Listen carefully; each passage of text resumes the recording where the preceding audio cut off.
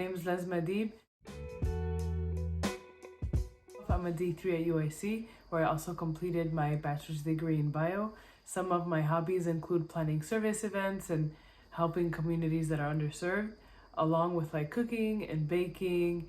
And in undergrad, I was very active in my pre-dental club. For the first 2 years, I was an active member, and the remaining 2 years, I was the treasurer and the vice president.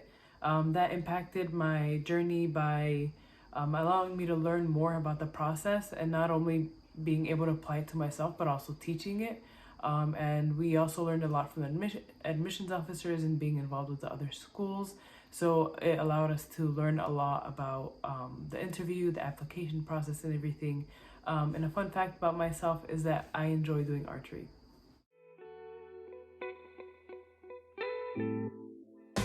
So I originally didn't want to become a dentist. I didn't even have it in mind. I actually wanted to become a baker since I was 7 years old, and that kind of changed when I was like senior year of high school. I was considering like all different kinds of career options, and I looked into like almost everything you can think of. And then when dentistry finally came in mind, I started like shadowing and, you know, getting whatever kind of exposure I was able to get. And then the satisfaction that I would get from like service events and helping those who are underserved was the same kind of satisfaction that I would see from patients, like the results from the work that was done on them. Along with that, I did have braces in high school, so that had an impact on my journey as well. So the materials I used to study for the DAT was mainly DAT bootcamp. I also used Kaplan book for math only. I never took statistics in high school or in undergrad or anything, so I felt like I needed a little bit more stronger background in that. And DAT focuses on statistics quite a bit, so Kaplan book actually really helped with that. I personally couldn't isolate myself. I know a lot of people tell you isolate yourself, block yourself from the outside world. I personally couldn't do that. I felt like I started having a mental block, to be honest. I needed some time to be involved or like do something outside of it. And you know, when you have a mental block, it's hard to focus, hard to do anything. There's no point of studying because no matter how much hours you put in, you just don't benefit. So one thing that I learned, it's more important to focus on the knowledge, the content, actually getting to know what the content is more than the score. Because think about it, if you're taking a regular exam and you're thinking, oh, I need a perfect score, I need a good grade, all you're gonna do while you're studying is how you're gonna get that grade. Instead, we want to try to focus on, you know, getting to know the content. How can I understand this? How can I memorize this? How can I put this in my head so that I can actually apply it when I need it? And then the score will come. Once you focus on studying and the content, the score will come. So don't spend that extra time freaking out about the score and, you know, that whole thing, because more importantly is the content. And another thing is, I only took 3 practice exams. Most people tell you like keep taking practice exams, like, you know, like take endless amount. Honestly, that's kind of pointless if you're not spending time to read over the, you know, what you got incorrect and correct, because you know, the content, you have a study guide, like for example DAT bootcamp provided with a study guide. That's the study guide that you use for the exam. And then like if you're trying to like take multiple exams, you're not actually learning the content, you're just getting the numbers in there. So make sure you spend time understanding, learning, maybe even loving, you know, since you're gonna be hooked to it for a few months. Try to enjoy a little bit, you know, get hooked to it. You know, make something, reward yourself, and hopefully your score will also be a reward. If you know me, you know that I'm addicted to service work, and I've been doing it since high school, and it's something that I actually still do even in dental school, whether it's my community or abroad or within the dental school itself. It could be like serving you know, underserved communities such as the homeless or nursing homes, or teaching kids about oral hygiene, or like just setting up service events for the community.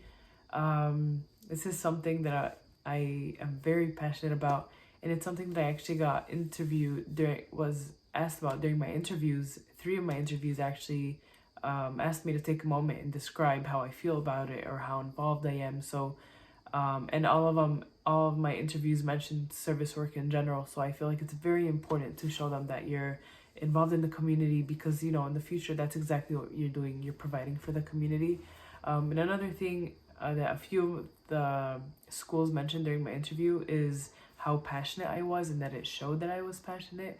I believe 3 of them actually mentioned it. They would like stop me during their interview and thank me for being open and like expressing my passion. And that's one thing that I sincerely tell you to do, is be open, be honest, and show them who you are. I actually remember during one of my interviews, it was actually my UIC interview. I still can't believe that I did this, but they asked me, so why should we accept you? And believe it or not, I was like, you know why? I was like, I made a joke out of it, but of course they all laughed, thank God. But be yourself. So interview day was about half a day. It included like breakfast, a tour, Q&A, a financial aid session, and of course the interview. The interview at UIC was more conversation style. Anything that they had a question about throughout the conversation, they would ask you about, nothing in particular.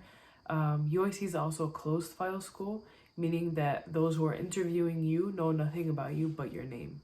And as everybody says, never mention your scores.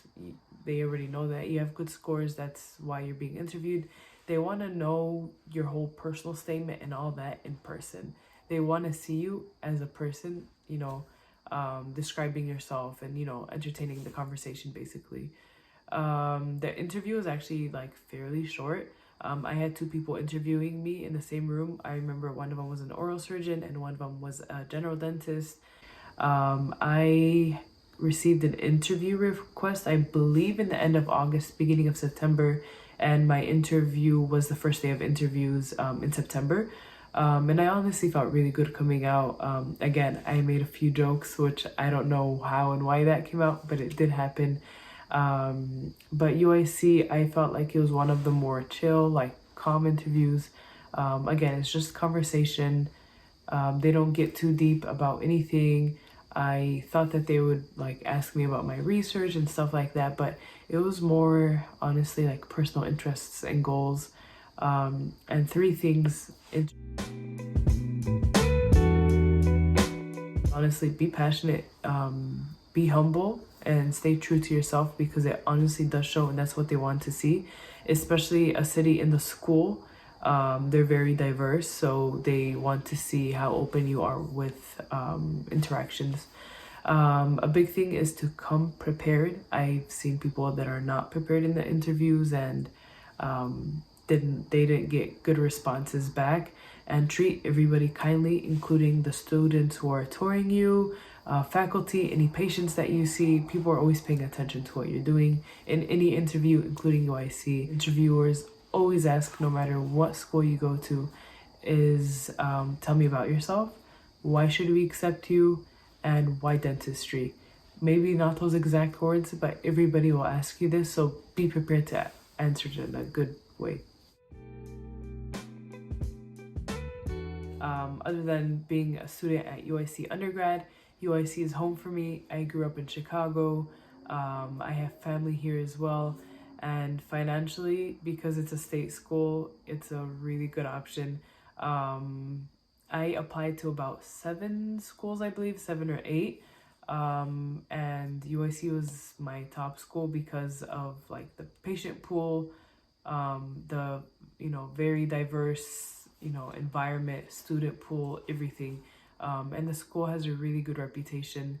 I honestly just felt comfortable. There's a lot of good schools out there. It's just make sure you find your home school, like what you feel comfortable, where you see yourself going and actually feeling comfortable. Yes, a school in California might be really nice, but I felt like I wanted to be close to my family, and that's where I ended up choosing to be.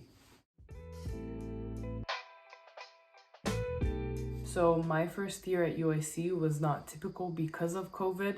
But overall, it takes a few weeks for you to adapt to the schedule and to be comfortable. I think it took me honestly like 2 months or 3 months to finally say like, okay, I think I kind of know how things run until the semester ends and something else starts. Classes usually start at 8 and they end around like 8:40. Usually you have lecture in the morning, and then like a hands-on session either late morning or in the afternoon, and then you switch with the other half of the class to do the other thing. So it's either hands-on or lecture, and then they switch. And then you have 2 umbrella courses at UIC. There's DBCS and there's DEOB. DBCS is like all your sciences, your anatomy, like basically all your sciences about your body, or you know, all that kind of stuff. And DEOB is everything dental related. These are your 2 umbrella courses, and under that there are several classes, to like several lectures and everything going on. Other than that, your first year you have anatomy. After your first year you don't see anatomy anymore. I feel like anatomy took up a big chunk of our times, but it will also, you know, again, we didn't have a normal year, but it should have taken longer. I feel like anatomy was the biggest difference because of COVID. And we do have breaks. We have 2 weeks off between each semester. Yay. I mean, you also have a week off for Thanksgiving and, you know, the day off holidays here and there. That's pretty much it. Honestly, the people in my class, the environment I learned to create for myself.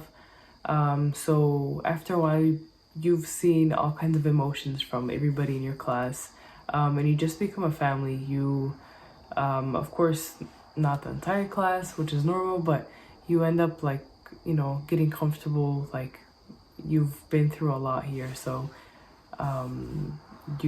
everybody becomes kind of on the same page of understanding. I'm also a class president, so I feel like I'm able to like help the class environment as well by, you know, planning events and activities and stuff for the class. So I think that honestly keeps me going. It's actually really exciting to know that I can have an impact at least, or help my class, or help everybody move forward, or at least support somebody.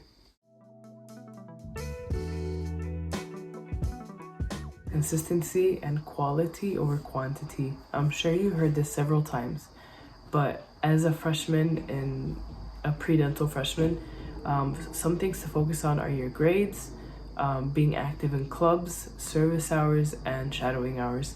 And instead of picking up your last year, which they tend to notice a trend because that's not consistent, they like to see it from your first year, or at least early on, to know that you're genuine and you're actually spending time. So they don't care about what you do, they care about how well you spend your time.